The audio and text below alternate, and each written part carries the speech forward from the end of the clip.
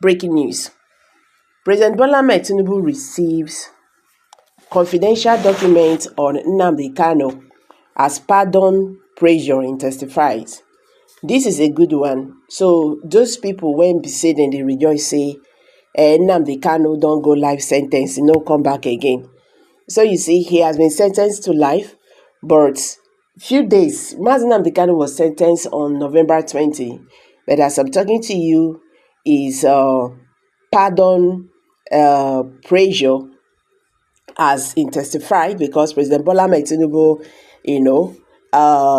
is now being pressured to release Nnamdi Kanu. So now when they say he don't stay 4 years for DSS custody, they not judge a matter.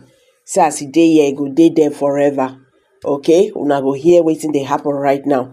So there has been serious movement inside the Aso Rock as President Bola Tinubu reportedly receives a set of classified documents which was linked to the ongoing Nnamdi Kanu saga.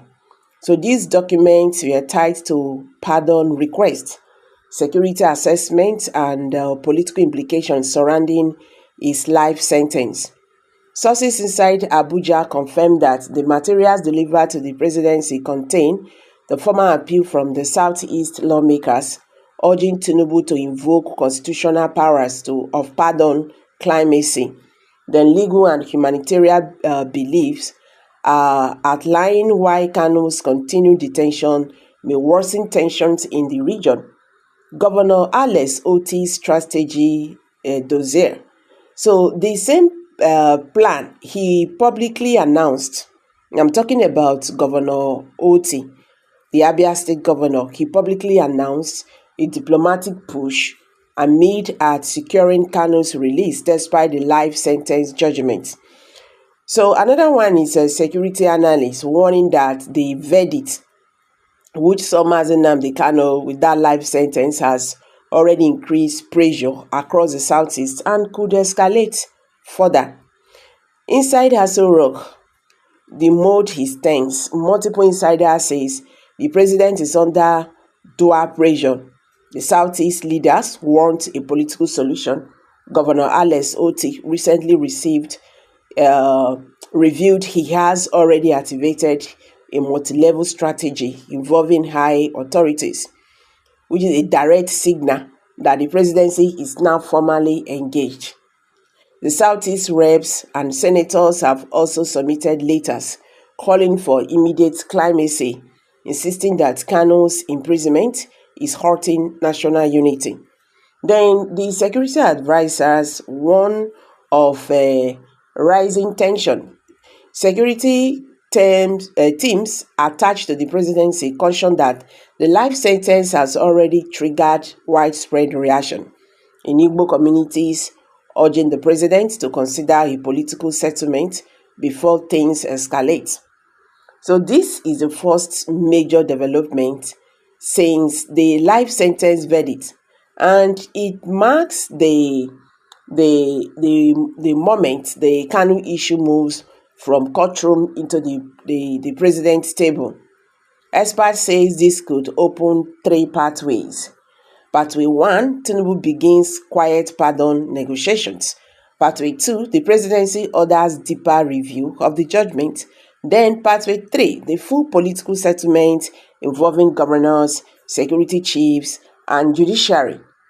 So for the first time since the verdict or since Nnamdi Kanu was adopted in Kenya, Kanu's freedom is being discussed at the highest level of power in Nigeria. You understand? This is the first time. The first time. So you see, this is how life is. So when I not say when things they happen sometimes, we will just be like, oh, why this thing happen? But sometimes this happen for bigger things to happen. You get? If they not sentence them like this now, imprisonment, I'm not sure say these people, they go feel the GGR, their swagger like this, just like what they are doing now. Because when you watch carefully, I want to say this, the Igbo leaders, they did not really take this serious. Maybe they never thought that Nnamdi Kanu is going to bag life imprisonment. You understand? So after the verdict, they fear waiting the aftermath go cause, because right now wahala don full southeast region concerning this Mazi Nnamdi Kanu matter.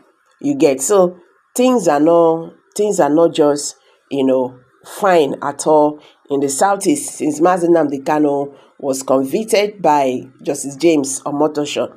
Meanwhile, for you to know that this matter not be small matter, one Igbo association called Igbo Ekune Initiative, the Association of Nigeria is Association of Nigerian Professionals. They are based in Nigeria and in diaspora as well. This association have rejected the life imprisonment sentence imposed on Mazi Nnamdi Kanu, you understand, by Justice James Omotosho of the Federal High Court in Abuja, which happened on November 20, 2025. So, in a press release jointly signed by Chief Chiegbo, the president, the Igbo Ekune Initiative, and Eze Fani, the secretary, Igbo Ekune Initiative in Enugu. So, according to the statement, the court convicted Kanu on 7 terrorism-related charges, sentencing him to life imprisonment on 4 counts, with the terms to run concurrently after ruling that he failed to enter a defense, due to unruly behavior that led to his removal from the courtroom. So they have said that the federal government of Nigeria should release Mazi Nnamdi Kanu because they have seen that Justice James Omotosho made a mistake. He made a mistake with his ruling by sentencing Mazi Nnamdi Kanu to life imprisonment. That is what they said. They said when you look at the key legal background, he did not talk about the 2021 rendition, how Mazi Nnamdi Kanu was forcibly removed from Kenya and returned to Nigeria without formal extradition, and that is the violation of bilateral agreement and the United Nations Convention Against Torture. They did not talk about the appeal court ruling, the October 2022. The appeal court found the rendition illegal. They struck out the charges and ordered Kanu's release, a decision the Supreme Court partially upheld in 2023 by remanding the case for retrial but affirming the illegality of the arrest method. The court did not even talk about the ongoing trial. Despite the higher court findings, the Federal High Court proceeded convicting Kanu based on unchallenged prosecution evidence after he declined to defend himself, citing procedural irregularities.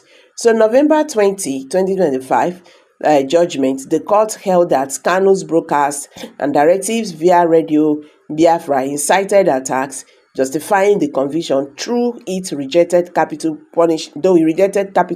punishment, as extraditions are increasingly rare in Nigeria. So the association have argued that these developments further highlight inconsistencies in judiciary application and raise concerns about compliance with superior court precedents, partially determining public confidence in Nigeria's legal institutions.